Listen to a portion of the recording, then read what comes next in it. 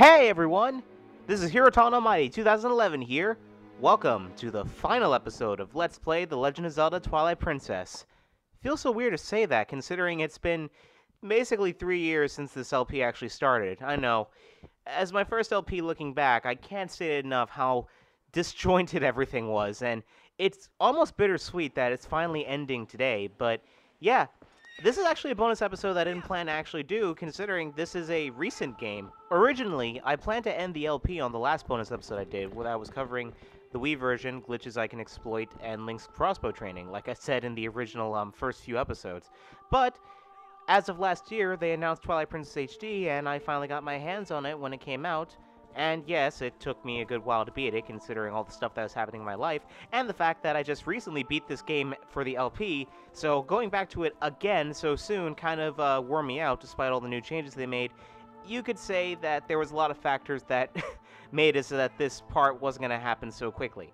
In any case, I'm going to share my thoughts and opinions at the very end of the video, but I'm just going to go over the list of changes and stuff that are different in this version of the game, while I have some gameplay in the background. Note, essentially all the gameplay I'm showing in the background is footage that I found on YouTube because I still don't have a capture device to capture HD consoles.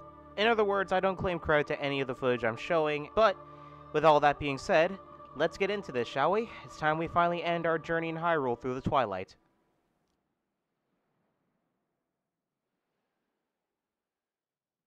Now, for a good while around 2015, a rumor started spreading that Twilight Princess was getting remade. A lot of people, including my brother, expected it to be remade for the 3DS, but surprisingly, in November, when we had the Nintendo Direct, it was announced for the Wii U.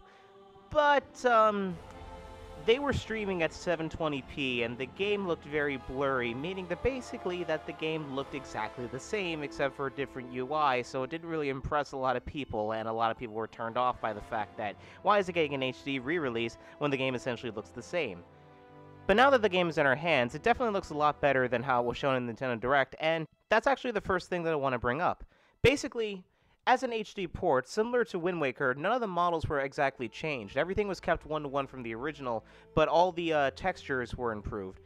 The Wii U is capable of holding 6 times the amount of polygons, so basically, textures were made so that you could see the seams on the clothes, you can see hair, you can see individual grains of grass in the ground, you can see stones, you can see sand. Essentially, Hyrule itself looks absolutely gorgeous. While the polygons are still an issue, and I'll get to that at the end of the video also, most of the textures on the characters look really well, including the main characters, Link, Zelda, Ganondorf, Zant, and Midna, and Hyrule itself looks absolutely gorgeous. A lot of times playing this version of the game, I was awestruck with all the stuff I noticed, including pictures in Giovanni's house, a lot of the pictures in the Snow Peak ruins, and little miscellaneous stuff here and there that I never noticed. Especially so during the trailer of Twilight Princess HD when I noticed all the little eye movements and all that, and all the subtle lip movements of the characters that I never noticed in the original. And another big thing is the lack of bloom lighting, so the game looks a lot less blurry, since the original game loved bloom lighting just to cover up the fact that sometimes the game can look muddy since it was only running on GameCube hardware. And the game looks nice because of it. I actually think this is one of the best looking Zelda games next to Skyward Sword and Wind Waker HD. Although the latter is kind of unfair considering Wind Waker has an art style that holds up, so it didn't need to be in HD even though the HD is appreciated, and the bloom lighting from Twilight Princess went all the way over to Wind Waker HD, but that's a story for a different time. The main game itself, since it's running on the original hardware, is essentially an upscale port of the GameCube version. But don't worry, if you grew up with the Wii version is still technically there, even though you sadly can't use the Wii Remote Nunchuck, something that I kind of wish they would be able to implement, but I understand that they wanted to use the gamepad and Pro Controller instead. The Wii version of the game is now obligated to the game's Hero Mode, which, unlike Wind Waker HD, once you select Hero Mode, you can't unselect it. Just like Ocarina of Time 3D, the game is flipped and hearts don't drop and you take more damage. And it's kind of funny because there's something else about this which I'll get into a later point in the video. One feature that does return from the Wii version is an over-the-shoulder view for aiming the bow and arrow or Gale Boomerang, which you can turn on and off in the options. You also have the ability to have the first-person shooter. At first, I decided to use over-the-shoulder because I figured I didn't give the Wii version enough credit, and maybe with gyroscope controls, which is what the game runs on, or you can choose to turn that off also, I thought I'd like it a lot more. It turned out to be a bit too cumbersome, especially for Link being left-handed. I know, I'm being a hypocrite from mentioning before that I don't like Link being right-handed in recent games, but I turned first person on because I feel it's a lot more reliable. Zelda's the only game that I can play that you don't need an actual crosshair to see where you're aiming when it comes to first-person aiming, and that's an accomplishment that I feel a lot of games can't get done. A good middle ground between item management from the GameCube and Wii version is here, where you can hold up to 3 items similar to Wind Waker in the past games by using the X, Y, or R buttons, with the L button calling Midna, and you can also change to Wolf Link on the fly with using a button on the gamepad that's on the top right-hand corner of the screen. Although you can't select it when you're in sight, but at least you don't have to be constantly interrupted by Midna, as seen here. As you can see, the snow is so deep, the moment that we try to... Midna!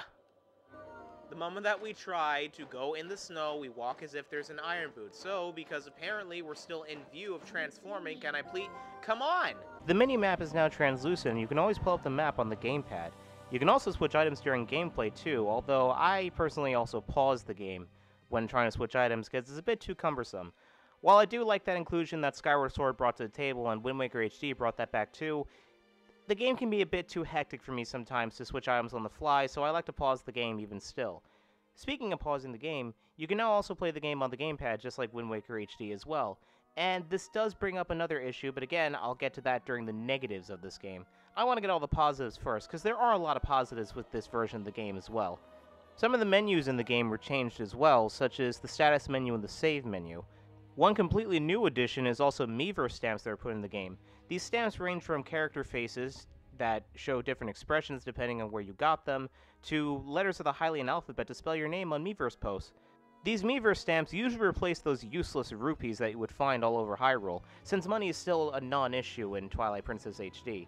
And it gives you more incentive to explore the rest of Hyrule, which I really, really like. I ended up discovering places I didn't even know existed in Hyrule Field just because of locating these Miiverse stamps, and places that I normally explore just to be rewarded with money are now really well worth it. And it also gives you more incentive to beat the rest of the side quests in the game because a lot of these Miiverse stamps you can't find unless you complete certain side quests. For example, the Rupee Miiverse stamp can only be completed if you got all 60 Poes. That's something very interesting, and I'm glad that they added that in. Now, one of the big game changers is the addition of Amiibo in this game. The game is compatible with every Zelda Amiibo as of now, which includes Link, Toon Link, Zelda, Sheik, Ganondorf, and the recent Wolf Link Amiibo. These Amiibo all have different functions, which I'll go over individually right now. Toon Link and Link essentially do the same thing by refilling your arrows, Sheik and Zelda do the same thing by refilling your hearts, but the interesting thing is, the Ganondorf Amiibo actually increases the difficulty of the game by making you take double damage depending on what playthrough you're playing on, and it also makes it so that your hearts go from red to blue. Besides the Cave of Ordeals, I usually play the game with the Ganondorf Amiibo on because Twilight Princess is still relatively easy despite the new challenge, so it was nice being able to be careful with my hearts because of the Ganondorf Amiibo.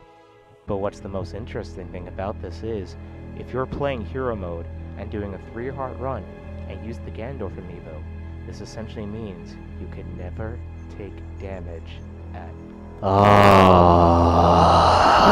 The one drawback to these Amiibos is that you can only use them once per day, so essentially you have a full arrow replenish and a full heal that you can use once per day, except for Ganondorf, which basically can always be used every time you boot up the game, but only once during the game. Once you take Ganondorf off, you're going to have to quit the game and reset if you want to put him back on.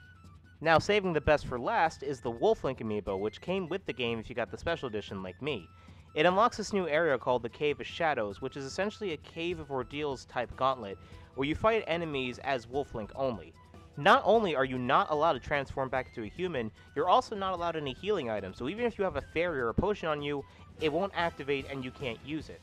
Because of this, you're limited to just healing twice, once by using the Zelda or Sheik Amiibo to fully heal yourself, and the other time by tapping the Wolf Link Amiibo again, which doesn't exactly fully heal you, so you're kind of stuck like that. Another hindrance to the Cave of Shadows is it kind of has an artificial difficulty since it has to be completed 3 times.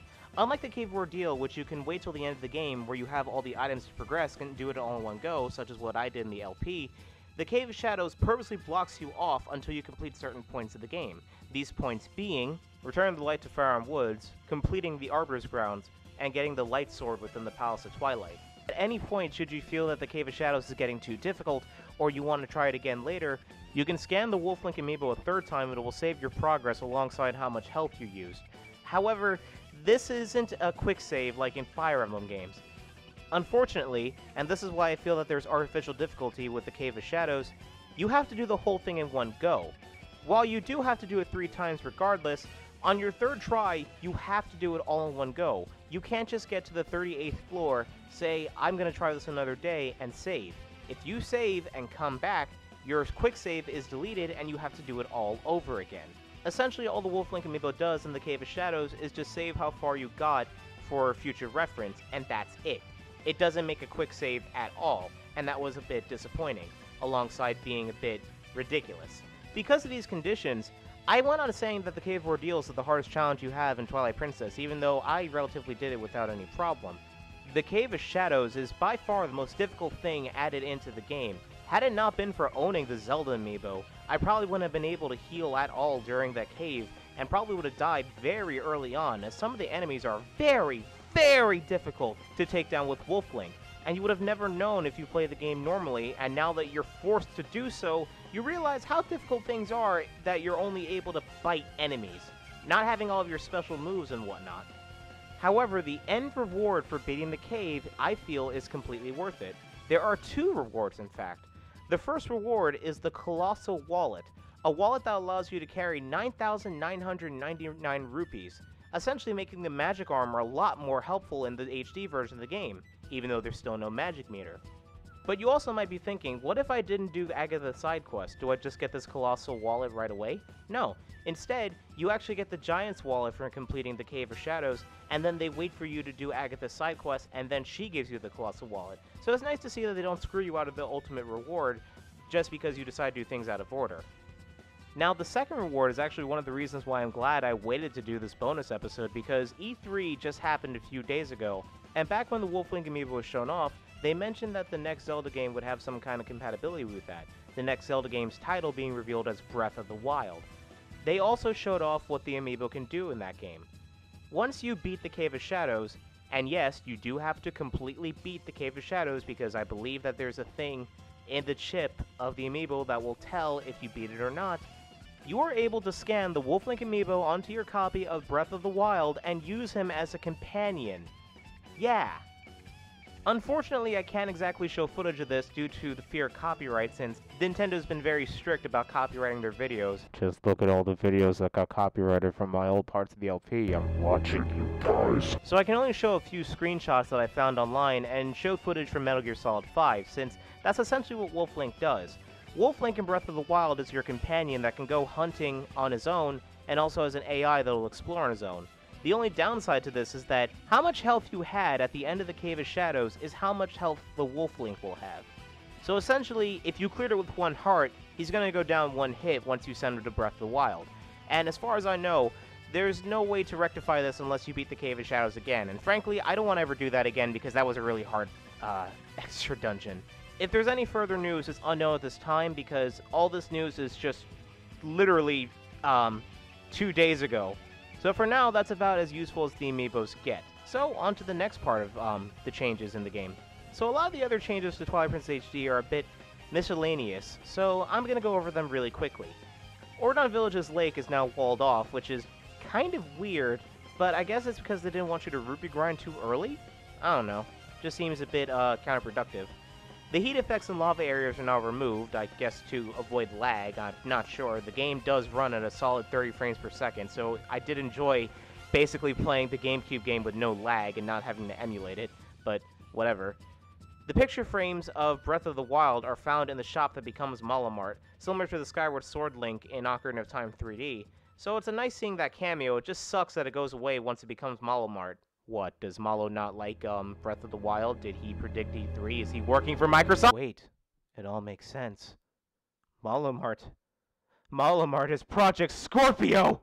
Malamart doesn't just offer nice prices on items, it also offers true 4K resolution and 60 frames per second, and it offers it all to the rich and fancy, leaving gamers in the dust and all that shit! All rupees are kept no matter how full Link's wallet is, so all those rupees I came across during my LP, yeah, you keep them no matter how full your wallet is, and normally I'd see that as a bad thing, but it is kind of good in the sense that you won't have to go back and look for a treasure chest just to be disappointed with, I don't know, money. And speaking of rupee, no more YELLOW RUPEE! As the text box only shows up once per playthrough, so yes, goodbye meme that I created. And speaking of wallet, The normal wallet now holds 500 rupees, the big wallet holds 1,000 rupees, and the giant wallet holds 2,000 rupees.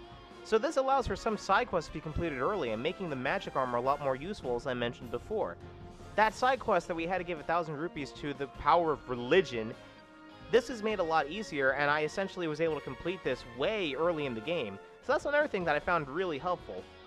The next thing I want to mention is also helpful, but it's also a bit of a detriment to this version of the game. Just like how the Triforce hunt was made a lot shorter in the HD version of Wind Waker, the Tears of Light hunt is made a lot shorter in this version of Twilight Princess. It's moved from 12 Tears of Light instead of 16.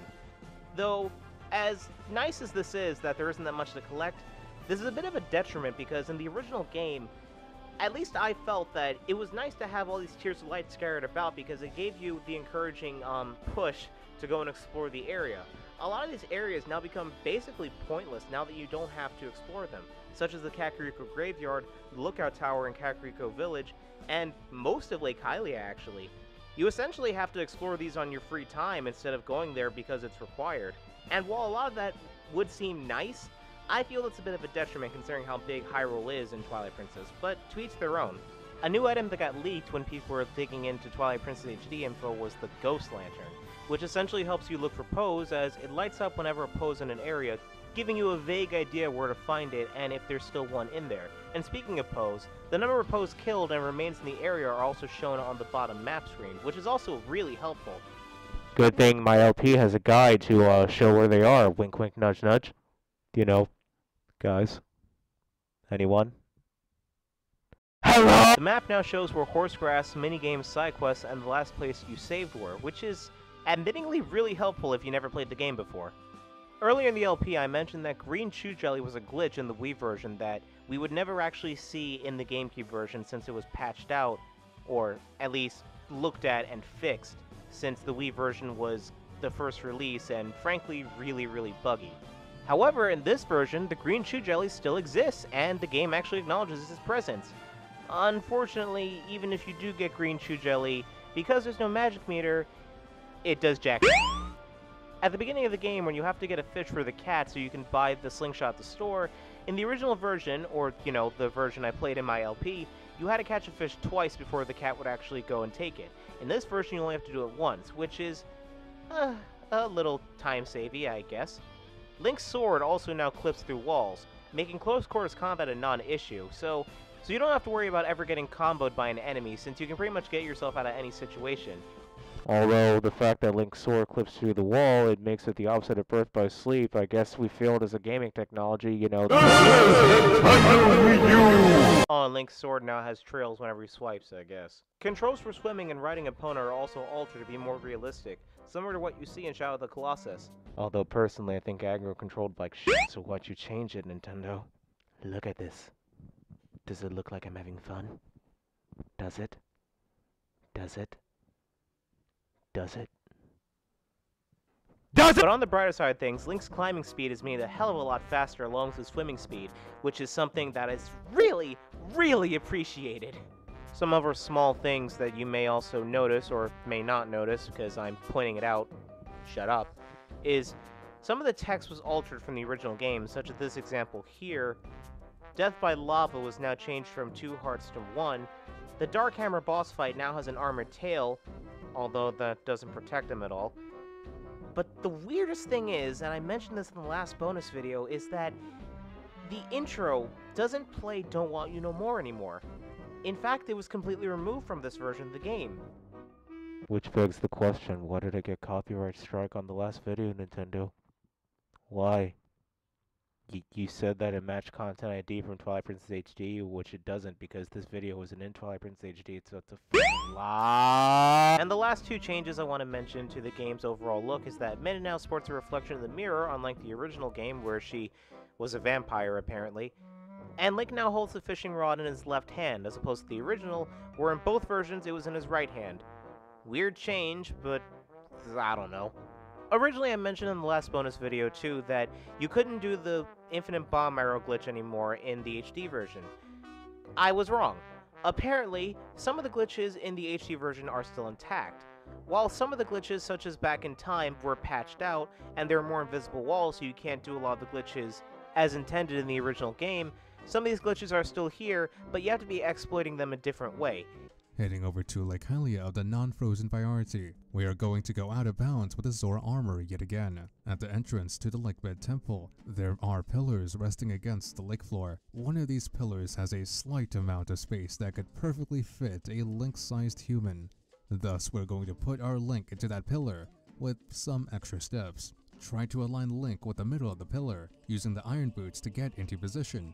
Z-target towards the wall, so that you can now swim straight upwards. Continue holding out the control stick until Link clips through the wall, and at this point you can either explore or just swim around the entrance of the Lakebed Temple. However, you can't complete the Lakebed Temple unless you obtain the water bombs or receive the letter from Barnes. But that's about it in terms of the changes that I like anyway. And now we move on to the changes that are bad. For example, Ilia looks terrible. I don't even have a segue to that, she just looks terrible. It's so weird that an HD render of the girl would make her look worse than she did in the original, but now she just looks like she has a permanent duck face and just really weird pale lipstick. I mean, if Hyrule Warrior Zelda looks better cosplaying as Ilia with them feet and all that, why does Ilia's actual HD model look bad? Why do you have to make my waifu look bad, Nintendo? Why do you have to make Link's potential girlfriend look bad, Nintendo? Why do you not like us having good things, Nintendo? Why? And on top of that, another negative is that the story is, well, exactly the same. Before, when I said that I wanted the changes to the gameplay to be streamlined stuff like Ilia's side quest and everything, well, they didn't. It's exactly the same. And it's still shit. Well, not the story. I still like the story. I just wish they would have fleshed out a few things, but they didn't, and it just kind of sucks that everything's still the same. I still like the story, but, well, you get my point. While on the subject of character models, too, I do have to point out, while I did say characters like Link, Zelda, Zant, Midna, and Ganondorf all look great in this game, not the other characters. I really can't say that for the other ones. Some of them actually look really bad considering it's just new textures on low polygon models. I mean, hell, look at most of the people in Hyrule Castle. Another thing, too, is that while I am glad that there's no lag in the game, at least virtually no lag, the game runs at a solid 30 frames per second, and while some people will complain, why not 60, well, Zelda's not an action-heavy game, so you don't really need 60 frames per second, so I'm not really complaining about that. I'm just happy that there's no lag, for the most part. If you play on off-screen mode, there is lag. Noticeably in areas I pointed out in the GameCube version, since the Wii U gamepad mode pretty much plays at the same exact frame rate as the GameCube version does. It's a small nitpick, but it is a bit obnoxious when you're like me, and you have to wear glasses to play video games. You decide to take a break and just play on the gamepad, and boom, there goes the frame drops. I posted this on Miiverse when I was live blogging my playthrough of Twilight Princess HD, but I did roll goal on the Hylian Loach in my first try in this version. Of course, it took me basically no time when I was doing this all on my own, but roll goal is virtually unplayable with gyro controls. It's the first time in the game I actively had to turn the gyro off to play it, and I don't understand why they made it worse by doing that. I can understand what they were going for by holding the Wii U gamepad flat, like you're actually holding the board, but I don't have steady hands. It makes it basically unplayable if you do it like that. Thank God you can at least turn the gyro controls off. And last but not least, my biggest problem with Twilight Princess HD, you may remember in my earlier videos I said, if this game gets an HD remake, it deserves an orchestral soundtrack. Well, the game came out, it has a new orchestrated piece to make up for the No More Don't Want You No More, and it's a pretty nice song that plays during the trailer of this game and during the extra credits crediting the people that worked on the HD version, but just listen to it.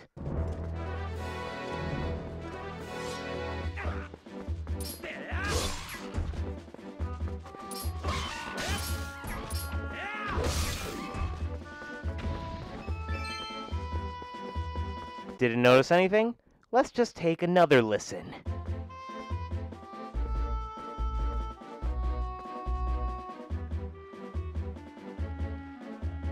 Still confused? You may be wondering, what's wrong with the soundtrack? It's exactly the same. That's my point.